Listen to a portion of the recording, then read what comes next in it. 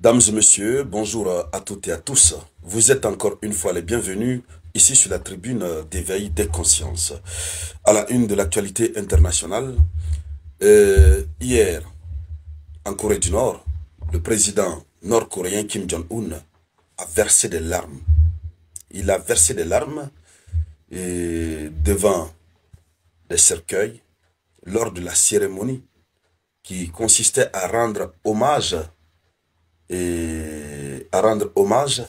aux soldats nord-coréens qui sont tombés dans la région de Kursk. Vous savez que la Corée du Nord a aidé la Russie à nettoyer la région de Kursk. Parce que, effectivement, l'OTAN avait pénétré cette région russe jusque dans ses profondeurs. Ils avaient vraiment envahi. Nul n'était l'aide de la Corée du Nord, ça allait être très difficile pour la Russie, il faut le dire. Mais au départ, les deux parties cachaient.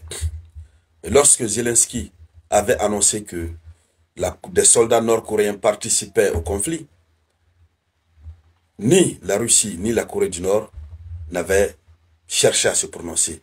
Ils n'ont fait aucun démenti, ils n'ont pas aussi confirmé.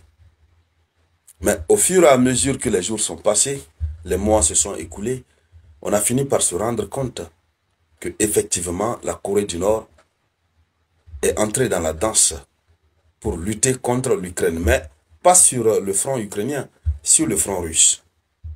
Parce que vous le savez très bien, il y a un accord qui est entre la Russie et la Corée du Nord, un pacte dont l'article 4, qui a été le copié direct de l'article 5 de la charte de l'OTAN. Cet article 4 du pacte stratégique entre la Corée du Nord et la Russie oblige l'une des parties à intervenir militairement lorsque le sol d'une des parties est attaqué. Donc c'est dans ce cadre-là que la Corée du Nord a participé. Alors, Kim Jong-un a coulé les larmes. C'est un message très clair. C'est le résultat d'une très grosse frustration de voir ses propres frères d'armes, ses propres amis, ses propres concitoyens partir au repos éternel comme ça. On va le dire inutilement. À cause des manigances de l'OTAN, en tout cas de la minorité occidentale. Le message derrière les larmes de Kim Jong-un est très très fort. Nous y reviendrons. Et donc dans le cadre de cette vidéoconférence, c'est de cette actualité que nous allons parler. Mais avant de continuer, je vous demande de partager la vidéoconférence au maximum. Mettez beaucoup de j'aime. Et si vous me suivez sur Facebook, veuillez me rejoindre sur notre YouTube. Voilà. Très bientôt, il est fort probable qu'on ne continue plus à diffuser sur Facebook, mais que ce sera uniquement sur YouTube. Allons-y dans les profondeurs. Alors, selon l'information officielle, selon ce que nous avons constaté, le dirigeant nord-coréen Kim Jong-un, à travers ce qui s'est passé hier, a procédé à une reconnaissance officielle des pertes militaires de la Corée du Nord en Ukraine.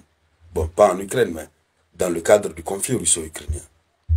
Le dirigeant nord-coréen Kim Jong-un a publiquement rendu hommage à des soldats nord-coréens. En temps normal, il pouvait le faire en catimini.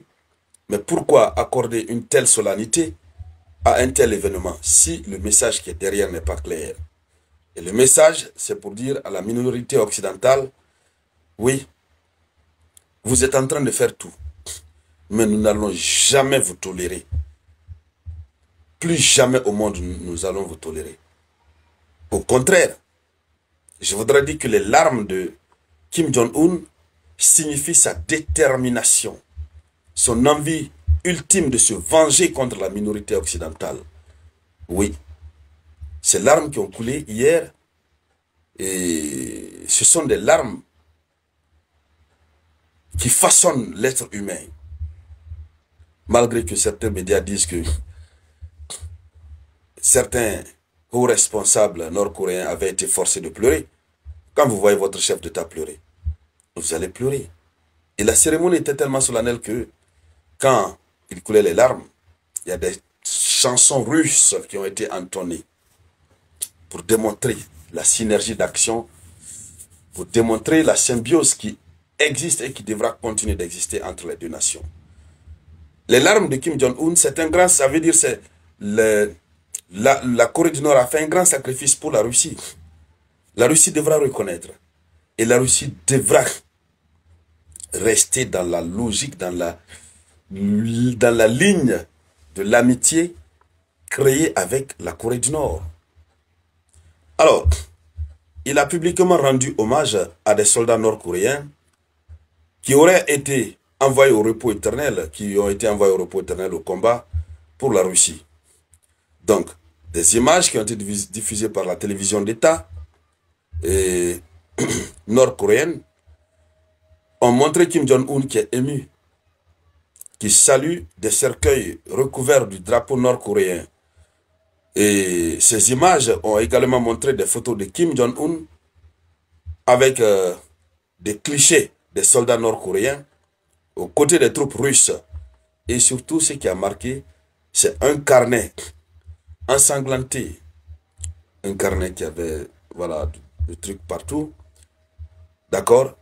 Qui appartenait à un soldat nord-coréen sur le champ de bataille dans la région russe de Kursk. Ce carnet a été présenté.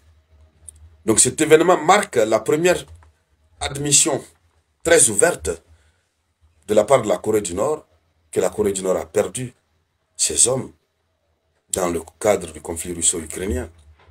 Maintenant, il reste à savoir combien de soldats la Corée du Nord a perdu. Pour le moment, aucun chiffre n'a été donné. Mais le ministère de la Défense ukrainienne, à l'époque, avait annoncé que plus de 6000 soldats nord-coréens étaient déjà présents dans la région russe de Kursk. Alors, sur ce nombre, est-ce que ce nombre est exact? Ce nombre n'est pas encore confirmé par la Corée du Nord, mais aussi et surtout, combien ont été envoyés au repos éternel?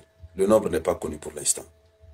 Et donc, au finish, ce qu'il faut retenir, c'est que cette cérémonie, avec cette démonstration d'empathie vis-à-vis des soldats qui sont tombés, de la part de Kim Jong-un, est un message très clair à la fois pour l'OTAN et pour la Russie.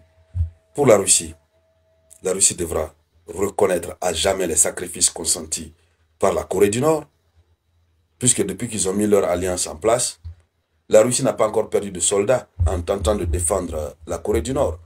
C'est la Corée du Nord qui vient de poser le premier pas. Alors, la Russie devra rester reconnaissante. Et donc, une reconnaissance qui s'inscrit dans le fait que la Russie doit rester dans le cadre de leur partenariat d'assistance militaire mutuelle. Et deuxièmement, c'est pour dire à l'OTAN et à la minorité occidentale que nous sommes prêts. Nous sommes prêts. Voici ce que vous êtes en train de nous faire. Mais nous n'allons jamais abandonner. Et donc, voici le message qu'on peut retenir de cette actualité. Alors, mesdames, mesdemoiselles et messieurs, c'était ça la une de l'actualité internationale. Merci de la partager au maximum. Je vous reviens tout à l'heure avec de nouvelles actualités